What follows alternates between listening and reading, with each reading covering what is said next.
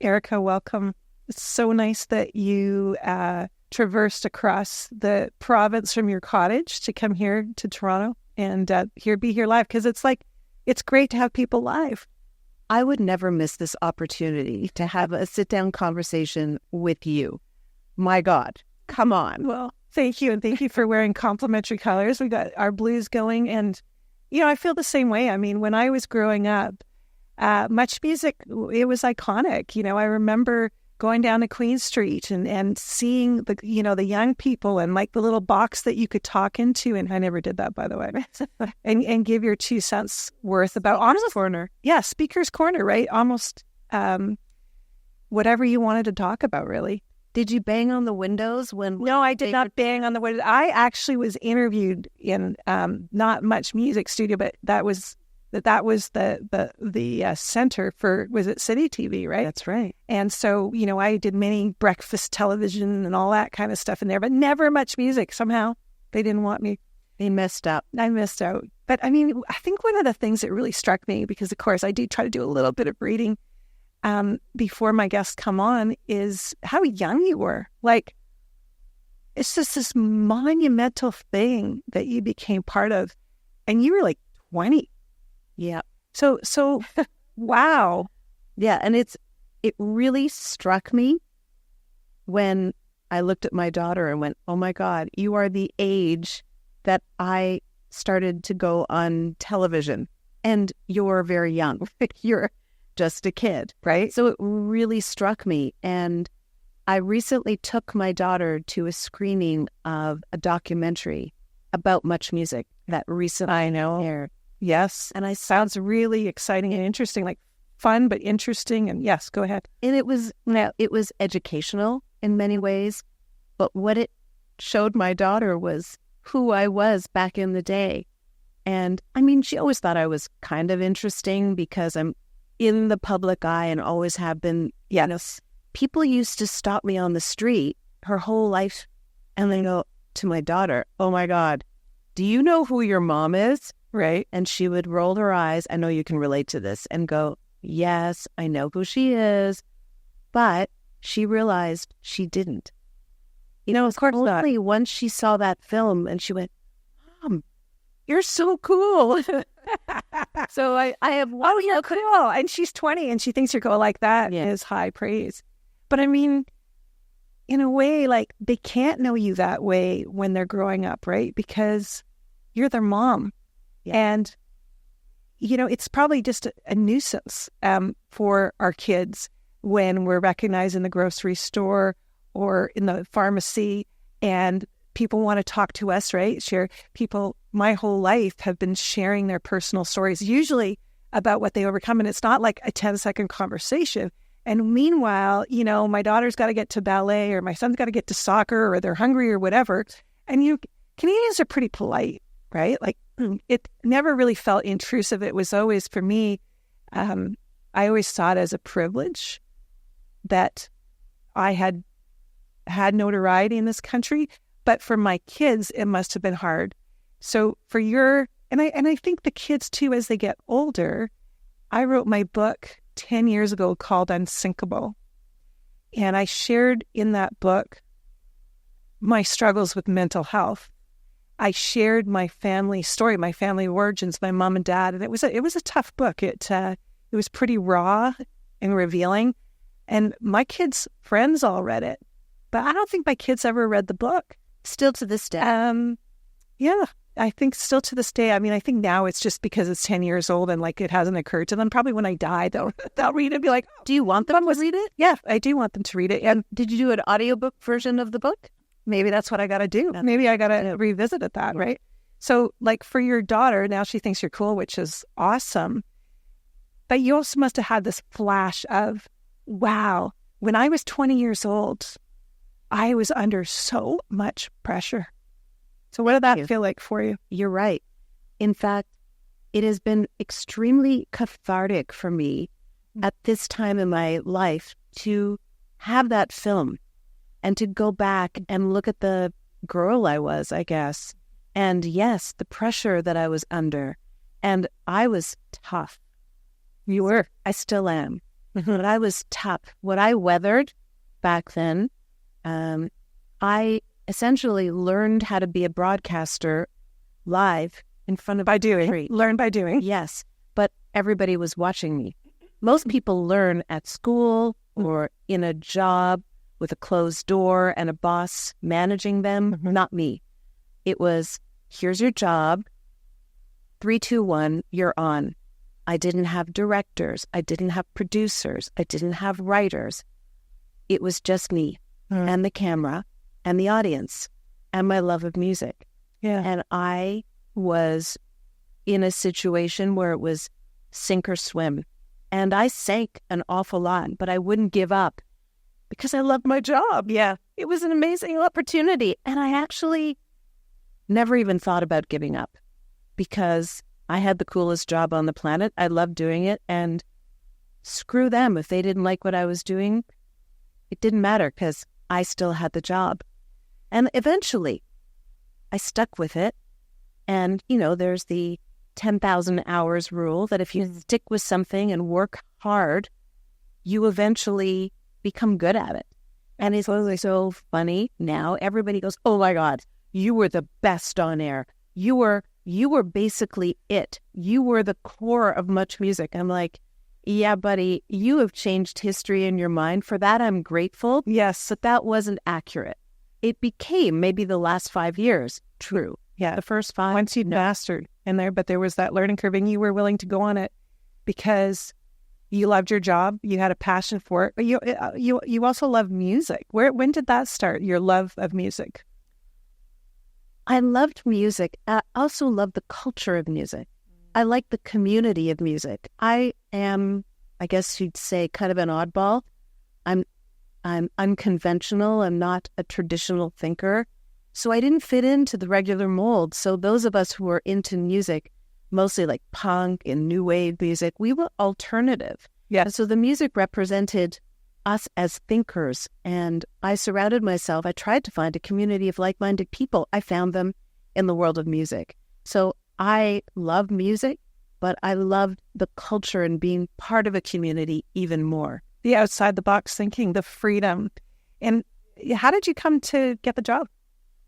Well, it's a kind of a long story for someone who had such a young life, but I guess I could start with being 17 years old and getting a job at the local rock radio station when I was still at school. Wow. I walked up to the program director at Shom FM. I saw him when I organized a rally from my school down to the radio station to win a free concert from Max Webster. I can just date myself at that point. No, you're not dating yourself. We're in the same area. And I was invited by the radio station because I was in charge of this crazy, rowdy group of people yelling, "We want Max," to come up and to be interviewed. So I was, I think, 16 or 17 at the time. So I got to know who the program director was, and I went to see the cars at the Montreal Forum, and I spotted him. There he was, the music director at a concert. So there's this thing in me, and you must have it as well, Silken, where you see an opportunity and you're almost irrational. You just have to go. Yeah. And so I remember the world got dark and I became laser focused on Rob Braid in this forum. And I walked up to him and I said, "Hi, Rob. I'm the girl from Marianopolis College. Can I have a job at Shom?" And he looked around. He's like, I'm actually not working right now. Yeah. And I want to just listen to the cars here. Yeah. So he said, "If you want, call my assistant and set up an appointment." Yeah. Well, he thought he'd get rid of me, but no way. The next day I called up and I did get an appointment. And so I said, "Can I have a job?" And guess what he said? No. Correct. Do you know why he said no? Probably you were too young. We probably didn't even have like a social insurance number. Well, that's true. But he said no because you're still in school. So I can't give you a job. I said, "But if you quit school, if you want to be my assistant and work for free, you can walk into the radio station anytime you want. You get to hang out with the rock stars. You get to hang out with the DJs.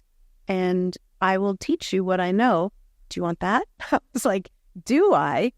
So when I can't remember if I was actually 16 or 17, I was working at Show FM already. Wow. And from there, I started to like meet people in the music business. And then I started working at Sam the Record Man and A&A at the same time. Yep. And then I was managing bands and I just was obsessed. And then I started DJing in clubs. And I hosted this little show called Music Video before there were videos. But I love the word obsessed. I heard it from a guest we interviewed previously. And it's interesting because when we're young, I think to really achieve something extraordinary, and it's not necessarily a way of life that I would recommend for everybody, right? But if you are that kind of person and you have that vision, as I did, as a 11-year-old watching the Olympics and saying, I'm going to be an Olympic athlete, even though I didn't even have a sport, but it was like this vision was presented to me. And I love the fact that you talk about everything just going dark and you're like, I want this one thing. Focus. I want this. I was trying to be a laser there. Could you hear it? That laser focus and that sort of relentlessness. When we were talking earlier, you just said you were an opportunist. And I also really love that idea because we sort of think of opportunists more maybe in a negative connotation, like, oh, those are people that take advantage of other people. But what I'm hearing you say is like you saw an opportunity and you had the courage to go for it. And a lot of young people today don't see that piece of it, right? Where, I have my kids and our kids are actually, I'm a little ahead of you, but there's not dissimilar in age. I've got 24, 25, 27, and 28. Mine are 20 and 23. Okay. So, I've heard my kids say, no, you're not allowed to drop off resumes anymore. You're not allowed to call people. Everything's online. It's all through, these job searching sites. But is there still a place? I mean, I think there is, to just introducing yourself, showing up, being relentless, taking advantage of every little opportunity that you're given. Listen, we were talking about that before we started this podcast. We were making fun of Phil. Phil, he's recording right now. Yes, thanks, Phil director. Call out. Phil, he's turning really, really red. I could see how red he's going. But I love him because he is a modern day opportunist. He's younger than both of us, not a teenager, more sophisticated, but he is. I told him when I met him, I said, you are an amazing guy. You know why? He built a relationship with me. He calls me out of the blue just to chat. Yep. Just to chat, to build a connection with me. And guess what? If I'm going to hire someone who's going to be a technical director or a video director, who am I going to call? Only Phil. Yeah. Because I understand that he sees me.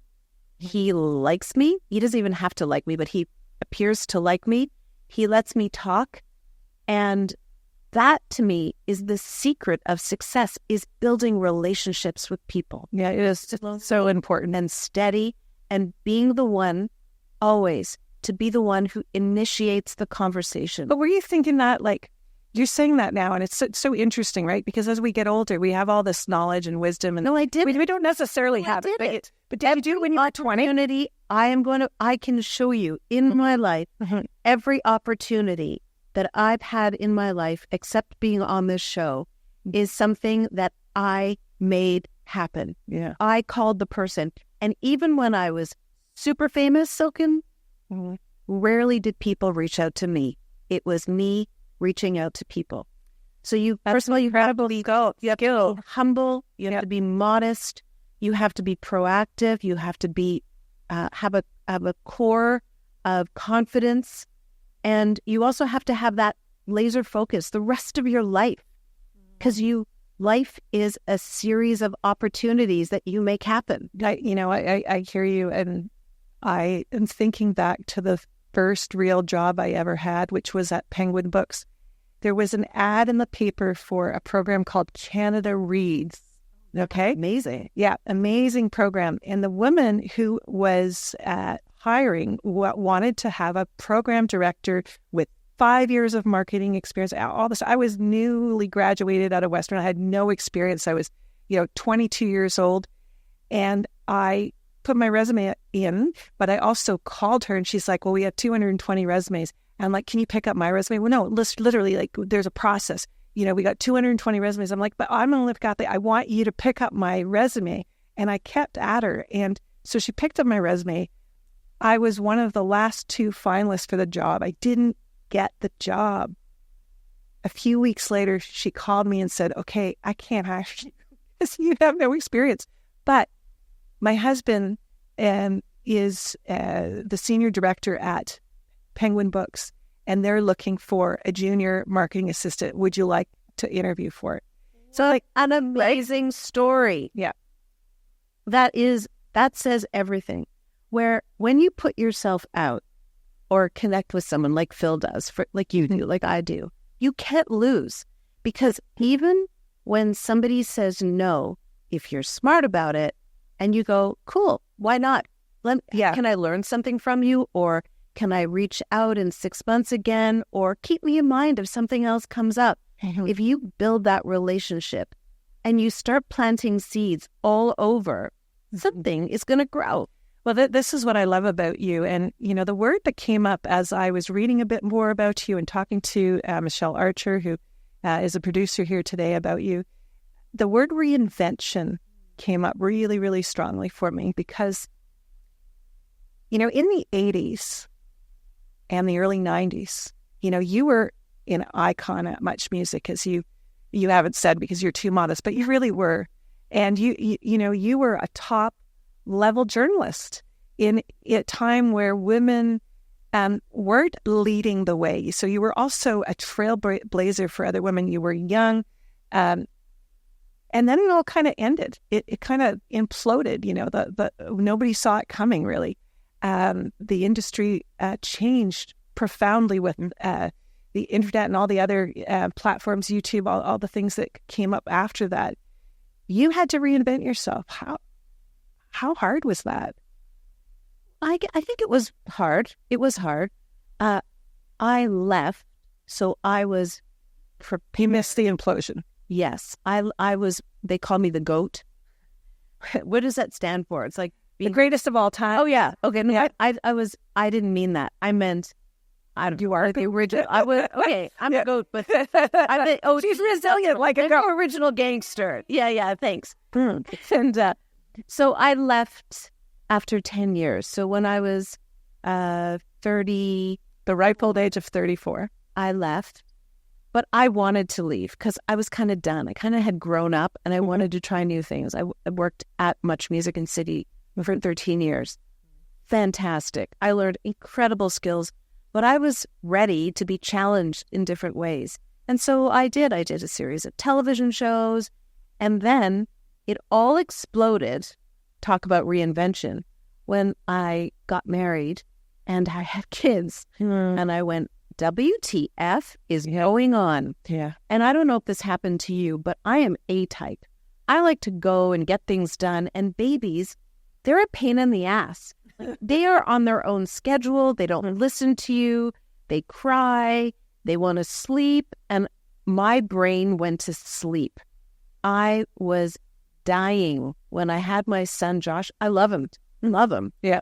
But this being almost subservient to your child, which I would get rid of that almost. Yeah. But I loved him. So on one part of me was, I'm so happy to do that. You're so here, but you're kind of not too. I was depressed because I need adrenaline in my life and raising and creativity and connection and stimulation. Exactly. Yeah. Kids, you have to turn that off and you have to go slow and you have to sort of get on the floor and play Lego. Yes, and follow their rhythm and be there for them, which I totally loved. But I thought, why is no one talking about how freaking hard it is? Why is no one talking about how lonely it is? Why is no one talking about the feeling of being an imposter as a mom? Like, I was sure that I was the worst mom because my son would cry all the time. I didn't know what to do. And I started to talk to other women. I realized, there's something going on here. And then I went to an event where I was speaking about reinvention and getting what you want in life. And when I was on stage, I was saying, it's interesting. Since I had kids, I'm a persona non grata because I'm older, I'm fatter, I'm, a mom. And as soon as you call someone a mom, it's like death sentence in the professional space. And well, in television too, especially television, where appearances and youthfulness is valued in a way that maybe it's almost like hyper valued. So I said on stage, it's too bad that the media world has abandoned me because I'm actually really good at my job. Mm-hmm. And someone put her hand up in the audience and said, I'm a TV producer. And in my mind, all I could think was, you're 12 years old. Yeah. I went and spoke to her after because I'm an opportunist. And she gave me her business card, which was crunched up in her pocket with someone else's phone number written on it. And she said, you should call me. Yeah. Well, and I did. Yes. I called her, Silken, and guess what? She really was. She really was a TV producer. She was with the premier producer. Yeah. She was working for Simcha Yakovici, who is a very well-known producer who I knew through my time at City TV, and he was looking for a new show. Mm-hmm. And I said, what about a show called Yummy Mummy, talking about the realities of motherhood? Mm-hmm. It's not a parenting show. I'm not worried about the kids. The kids are fine. The kids are okay. Who is helping the mom? Yeah. Who is speaking up on behalf of moms? When you were, I remember those years so vividly. You started such an important conversation. Thank you. It was the loneliest time of my life. I had my first child very quickly following the Olympics. So I went from being an Olympic athlete in 1996. My sister had taken 6 years to get pregnant. I was 32 and I thought, I better get on it. And like literally a week later, I was pregnant. And I just wasn't prepared. I mean, I was so in love with my son, William, who was born in June, and I competed in the Olympics the previous year. So, it was like, my God, right? and but then I was so ambitious still. I still had so much ambition and so much that I still wanted to do.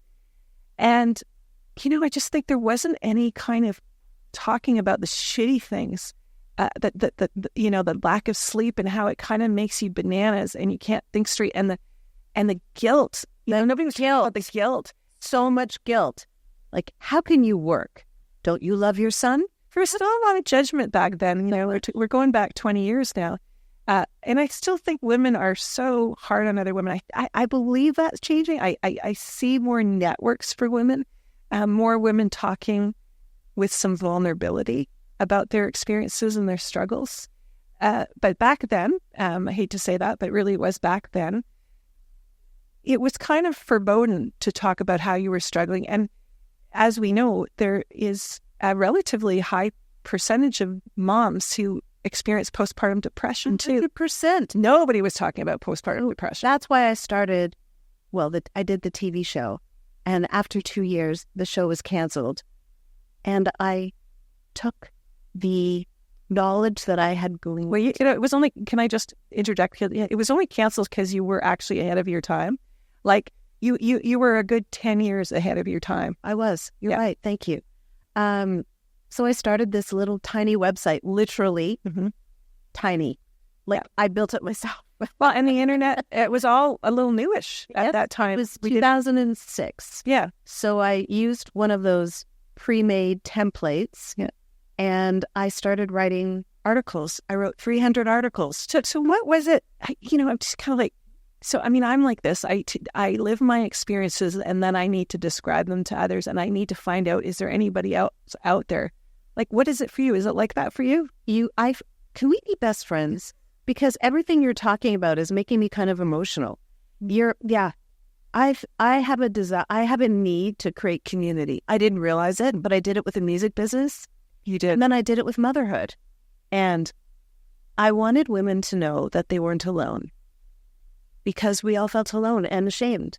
Yeah. And I wanted to say those scary things out loud. So I wrote, and I was like, famous. Yeah. And yet I was struggling. I wanted to say that. I wanted to give women permission to acknowledge that motherhood could suck at times and we could struggle. And being famous, it's a bit of a double-edged sword. I mean, I still kind of cringe when I hear that word. I don't think of myself as famous. I think of maybe well-known, but famous, too big a word, But there's also this sort of part when you are in the public eye that you feel lucky and privileged. And so when you struggle, it's harder to admit that you're struggling and need help. But you were like, if I'm struggling, I feel a responsibility, actually. Yeah. So you just know that if you're struggling, other people must be struggling. That's what I knew. And I knew that on Much, when I worked at Much, I talked about really nerdy things often. I was a good girl. And I put the men in their place on camera because I knew it was important for me to be a role model like you were. Yeah, to have a boundary, show that boundary. Absolutely. And a lot of the women and some of the men remember that. Hey, I remember when you did this, or I remember when you did that. I was like, F and A. Yes, I did. Well, because in those days, I mean, no one rescued me. There was no rescuing. And there was also I was a runner when I was a young teenager. And, I want to say 11, 12 years old, running the streets of Mississauga. I had men pinch my butt when I was running. I had a man try to pull me into his vehicle when I was running. I was catcalled. I cut off all my long blonde hair at 13 in kind of a response to this sexualization. Totally. So you put up with this shit. This was the way it was. We didn't know any different in a way, but I also knew it was wrong inside me, viscerally in my body. I knew that I didn't have words for it. I mean, I did have words when the guy tried to pull me into the car, but I never told my parents. I never told my parents that someone wanted to assault you. Yeah, exactly. It's so stupid when I think about it now, but I know that it was confusing in those times. You were made, advances were made. They were often part of the workplace, part of boards they served on. For me, but you're 20 years old and it's happening all the time. They were doing it on camera. They were doing it live. Yeah, that's worse. They were doing it live on camera. And so, give me an example. Well, I could give you a bunch. You don't have to name names. If you don't want to. I'd love to. Oh, you'd love to name names. Okay, go for it. Red Hot Chili Peppers. Woo. Were grabbing me. They were using... on camera? Yeah. And so what did you do? I shut down the interview. That's why people go, I remember when... Well, yeah. I kept on warning them. I'm like a mom. Yeah. I was like, if you keep on doing it, I'm going to shut the interview down. And they're like, okay. So when we went to commercial break. Okay, but let me put my hand on your lap. They'd say, is it okay? Are we calming down? I was like, no. And you cannot swear because CRTC will shut us down. And so they did it again. And then I went, okay, we're rolling the video now. And they went, what? And I went, we're done. And recently, someone on the internet found that. And your producer wasn't there screaming at them? No. Because it's good TV. That's what I'm saying. One time, there's a live interview with one of the guys from New Kids on the Block, Donnie Wahlberg. Mm-hmm. Someone posted it on Instagram recently, and I looked at it and I went, oh my God. He objectified me, and he did this thing where it appeared that he owned me. So we were backstage, we're live, and he's drunk, puts his arm around me, goes, this is my girlfriend. And I'm like leaning away from him and going, don't you have to go on stage now? And he's like, this is my girlfriend. But that giggle, that little giggle, right? It's like nervous. That was helped me. But also you couldn't. Also with the way that we've also been educated about the experiences of women and what that does to a person, you would now say, hey, buddy, put your hands in your pants. It would be worse than that. Yeah. Trust me. Yeah. Right. But the giggle, I so relate to that. Like there's that moment of, it's wrong. You want it to stop. You're trying to make it stop. But the words, articulating the word, I didn't understand what the word objectified meant. That wasn't even used back then. Now I'm angry. I have anger now. The people at MuchMusic, they never helped me, nor did they talk to me about it after, nor did they allow me to speak up to them and say, what an asshole. Nobody even, maybe they didn't even understand what was going on, to be honest. Yeah, I mean, what's interesting is Me Too, right? Like when Me Too happened, how long ago was that? 7-8 years ago? There was a real reckoning for women our age. I think like most professional women I know who were working in the 80s and 90s had a moment of like, oh yeah, hell yeah, this happened to me. And there was over and over again. And there was this sort of anger. I really relate to what you said, like this anger, and it's so much later. And, but you think, I think I just have to feel this way. And I think I'm going to feel this way for a while. Do you know what I really hate? When people assume that I got my job because I slept with somebody. I still get that. You still get that? I still get it. Or they say that the owner of MuchMusic, which was Moses, is my uncle. Well, she got her job because her uncle runs it, or she obviously slept with him. Yeah. It's so unfair. It's so ignorant. It is. How much of that is fuel for you? Oh, it's all fuel. Look at me. I'm looking at you. Don't F me. Don't F with me, because I will bite your head off. Yeah. And my daughter has inherited a very strong sense of feminism from me. Look how it whirled. And my son. That's her last name, M? No. Okay. But she's thinking about... Do you know where that... I mean, it was built, obviously, but do you know where that determination... Yes. And fire came from as a child? Yeah. What was it? My mom.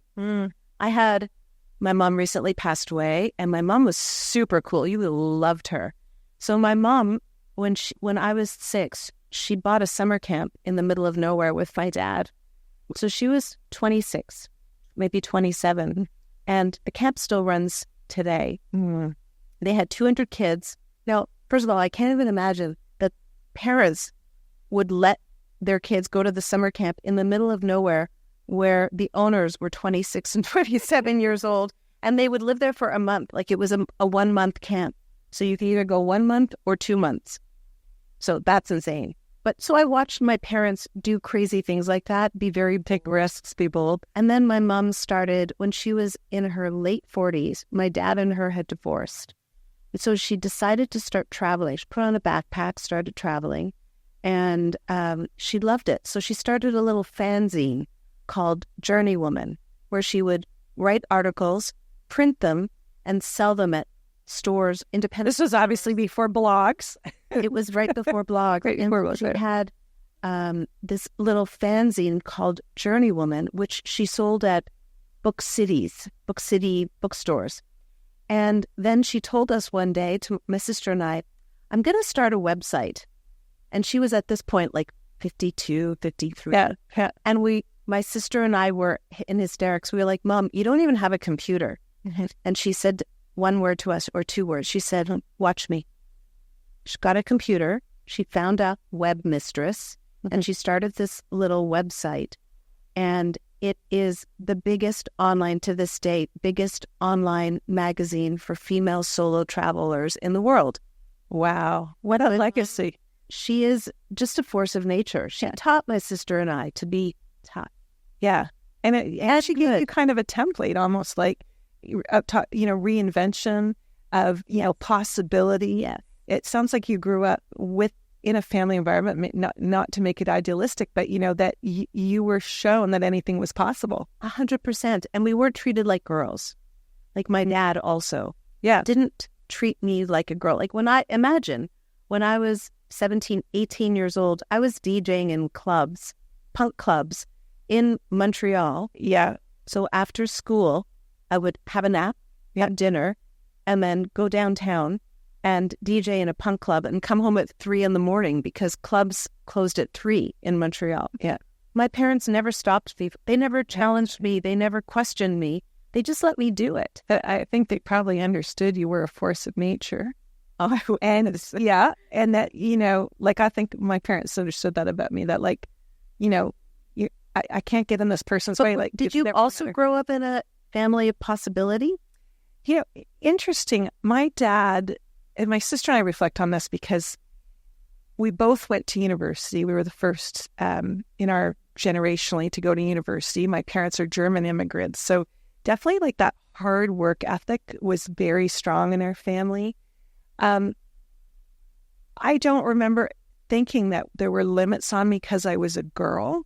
And that I never remember thinking, oh, somebody's going to look after me. I always assumed I'd look after myself. So that must have come from somewhere. And, I think my mom, although she had a mental illness, it was undiagnosed. And so it was a fairly tumultuous childhood in many ways. My mom was an artist. She was a sculptor. And so she always had a passion. And I do think that I got some of that from her, like to really, truly love what you do and express yourself through your work.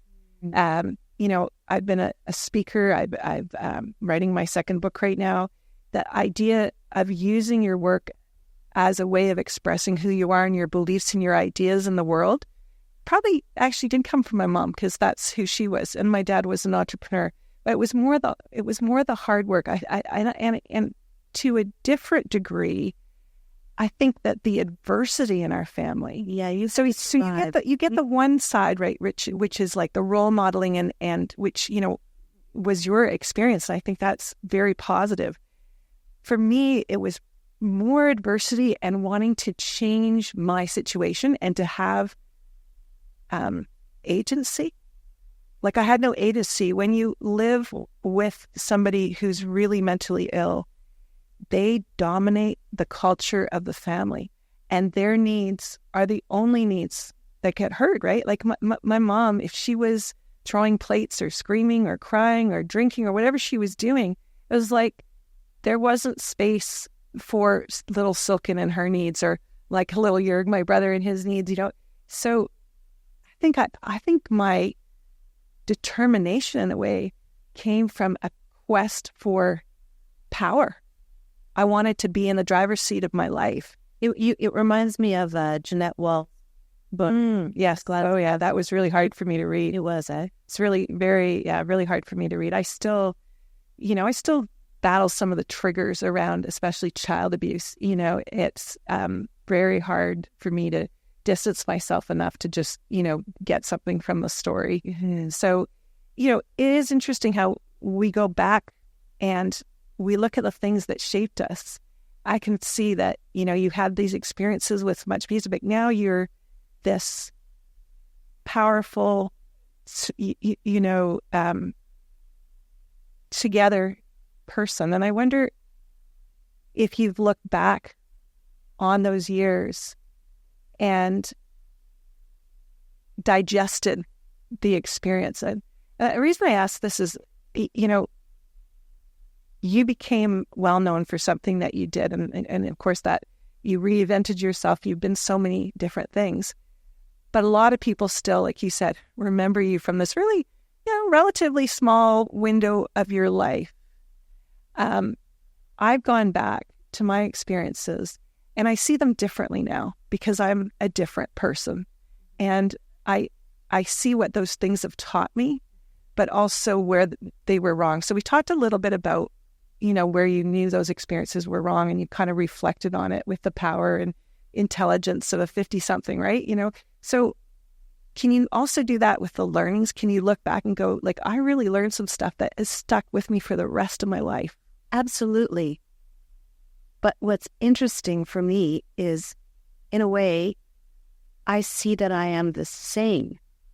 That when I was on TV for 10 years with no script, 4 hours a day, I was forced, or my way of surviving was to be authentically myself, which is rare. Like, very rare. First of all, what crazy TV person would let a 20-year-old go on camera for 4 hours a day with no script? But I pulled from who I was, and I didn't pretend to be anything other than who I was. I think that's why people loved me so much. It was one of the few authentic things that you could see on TV. Exactly. Yep. And I bring that to everything that I do. Mm-hmm. So the things that I'm doing today are in some ways a continuation of what I was doing on Much.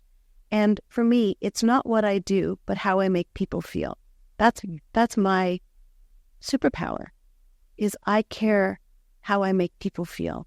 I can feel that. I have a huge responsibility. Mm-hmm. Every single thing I do, every social media post I make, every person I meet at a show, every person who stops me on the street, I have, in my mind, a huge responsibility to be the person I want them to become.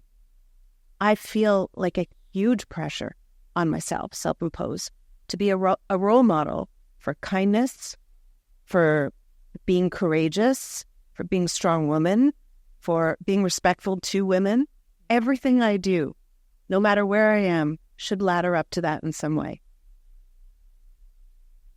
So what about those moments when you're not feeling courageous? No, but I am.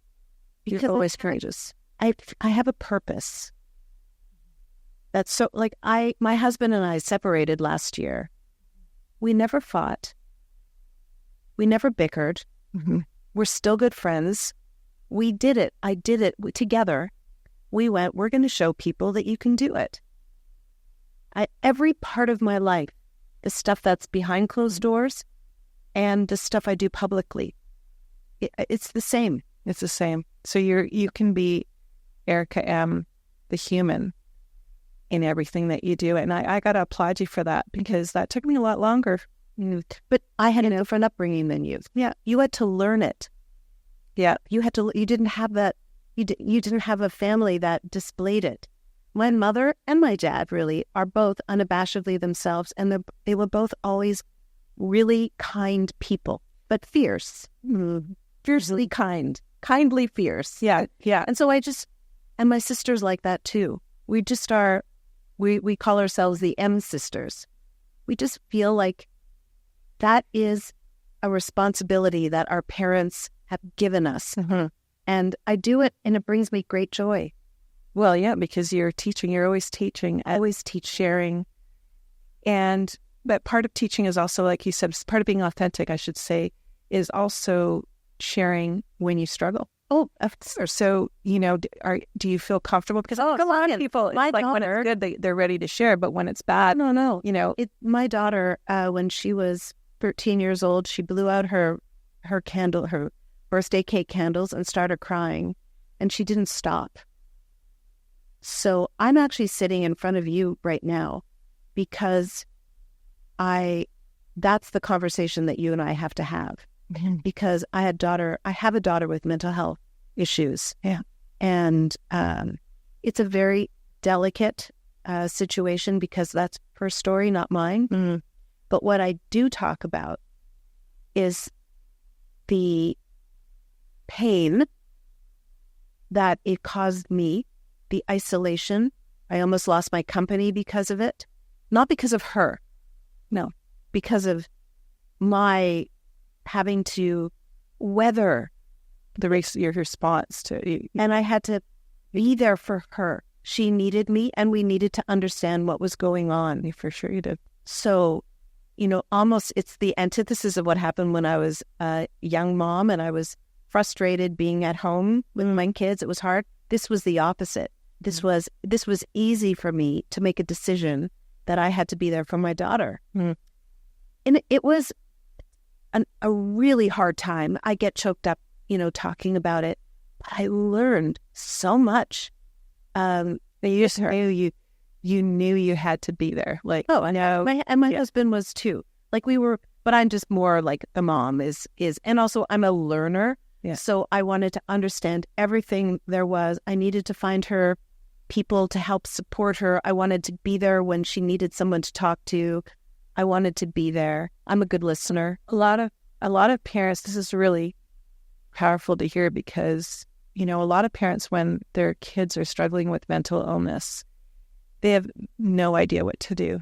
And a lot of parents sadly think that not giving it space, not giving it attention is a good strategy.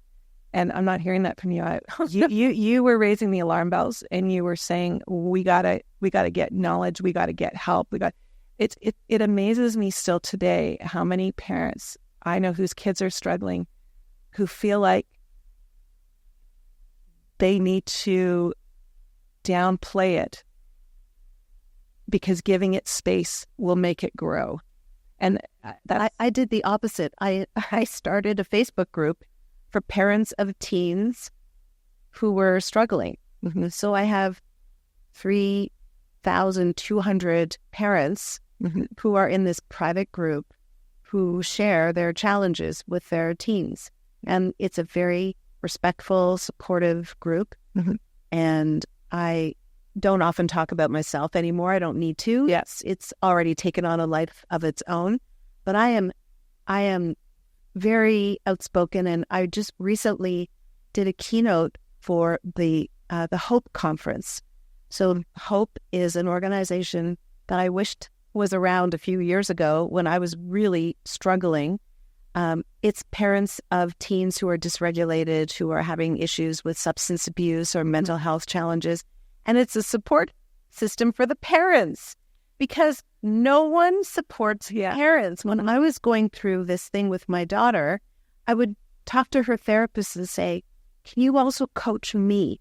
Because I'm the one who's dealing with her every other hour of the day, except for the 1 hour that you're talking to her. And they said, no, your daughter is our client and we need to keep everything confidential. I was like, no, don't tell me anything she says. I don't need to know what. You just need to help me. Yes, you need to help me understand. And how do you respond to a daughter who is so depressed she won't get out of bed, or a daughter who is cutting herself? Like, what do you do? Mm-hmm. Tell me. Yeah, I'm sorry, we can't. Until I found a place called Broadview Psychology, and they gave me a therapist. I was going to say, go to therapy. Dr. Carmen Lalonde. Yeah. But she was treating my daughter, but they do DBT therapy, which includes the family, because their philosophy is you need to change the environment that the person's suffering. You need to change their environment, because if the environment doesn't change, the same behavior will perpetuate. So they train the parents have to agree to do bi-weekly parenting courses with other parents of kids who are struggling. I was like, thank you, God. And it was life-changing. Thank God we're finally talking about it too. Like, as you know, Erica, I started Unsinkable, kind of in response to my own personal, very much in response to my own personal experience. We're similar. Yeah. You take the things that you're going through I make it public. I make it public because it feels inauthentic not to. Right. It's like, how can I be keynote speaking, talking about, success and how to get forward in your life, while not talking about this really big thing that I've just learned about, which is, how I became so motivational, how I became so driven, right? And when I went on book tour, what I heard over and over again from people was their stories. And I thought, gosh, if only we could collect these stories and we could drive them out there, there'd be so much hope and help for other people. And that's kind of how Unsinkable started, was this idea that stories are powerful and that there's a lot of wisdom in the lived experiences of others. So we have so much in common that way, right? I really love you. Honestly, like, as you're talking, I was like, everything that you're saying, I completely not only relate to, but I do in a parallel way. Yeah. And what you said too about the parents is that if you're out there and you're listening to this podcast today and you have a child that's struggling, first of all, take it seriously. Take an action to help them. Reach out and find them some support. So you got to educate yourself in order to do that. I think secondly, seek support yourself, because one, it's going to be a tough journey ahead, right? But also, by understanding yourself and how you parent, all those things, you're going to show up differently for your kids. For me as an Olympic athlete, I had to become a different person for my kids. So you talk about being the same person at MuchMusic than you are today.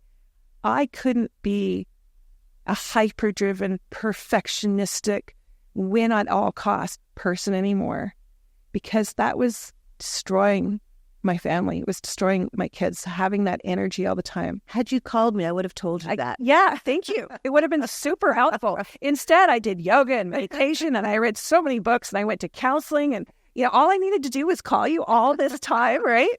But like, that was a journey for me, that I needed to be different than I was as an Olympic athlete to be a good mother. And I had a mom who did her best, but she wasn't a good mother. I didn't have that role model. And I know some of our listeners today have that situation. And to go into parenting without a roadmap is really, really hard. So I overcompensated. I tried too hard. And I did it for way too long without support. What is so beautiful about so many things that you've done in your life, Erica, they've come from the place of having gone through things yourself, things that are difficult and hard, and you want to be different, and then you make them different for other people. So that is so powerful.